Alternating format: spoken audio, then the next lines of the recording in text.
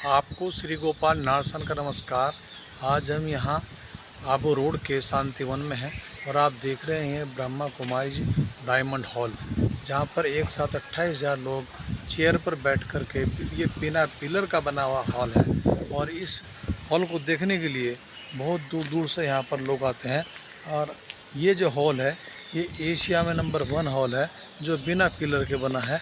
और यहाँ की जो देखने लायक छटा है कि यहाँ पर शांति का वातावरण है और ईश्वरीय रूहानियत यहाँ पर आपको महसूस होगी कि जो भी यहाँ पर आता है वो यहाँ का होकर रह जाता है। दरअसल ये प्रजापिता ईश्वरीय जो विश्वविद्यालय है, जो ब्रह्मा कुमारीज का हेडक्वार्टर है, इसकी स्थापना तो सन 1936 में दादा लेखराज जी ने कराची में की थी।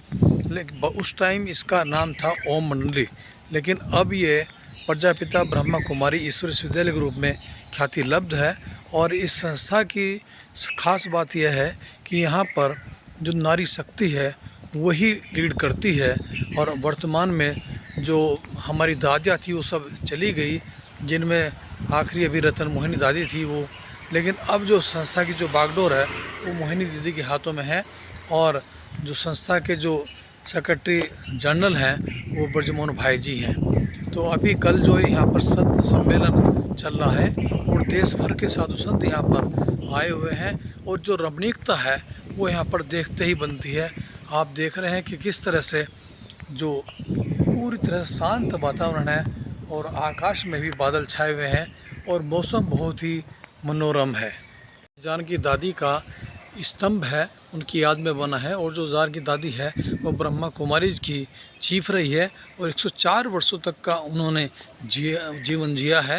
और सबसे बड़ी बात यह है कि वो वर्ल्ड की नंबर 1 स्टेबल माइंड महिला सिद्ध हुई।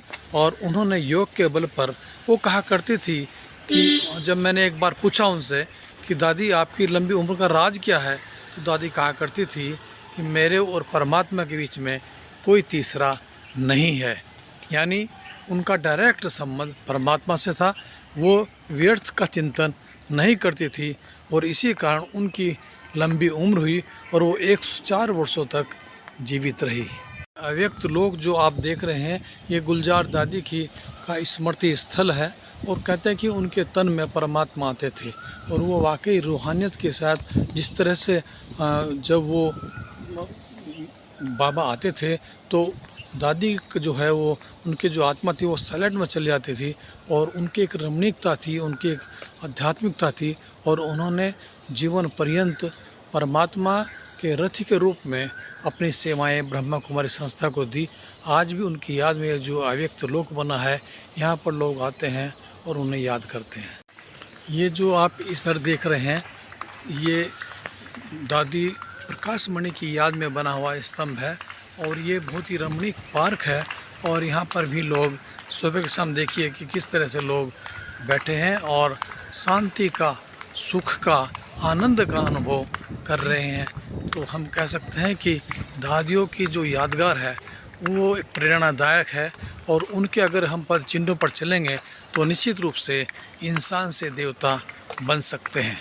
ब्रह्मा कुमारी परिसर में जो आप ये देख रहे हैं सामने पहाड़ है और इसकी जो विशालता है, इसकी जो बनावट है, ऐसा लगता है कि भगवान गणेश इसकी चोटी पर बैठे हैं।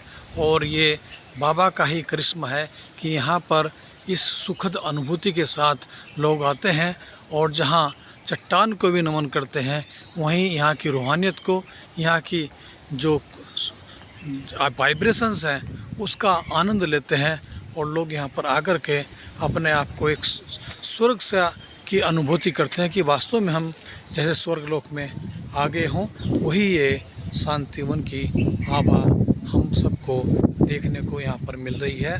तो इसका आनंद लीजिए और परमात्मा को याद करते रहिए। सम्मेलन में यहाँ पर आए हैं अखिल भारतीय साधु संत सम्मेलन, ये आनंद सरोवर में चल रहा है और देश भर के साधु संत यहाँ पर आए हुए हैं और वो यहाँ की रमणीकता को देखकर, यहाँ की ब्रह्मा कुमारी जो ब्रह्मा कुमार भाइयों के चेहरे की खुशी को देखकर प्रफुल्लित हैं।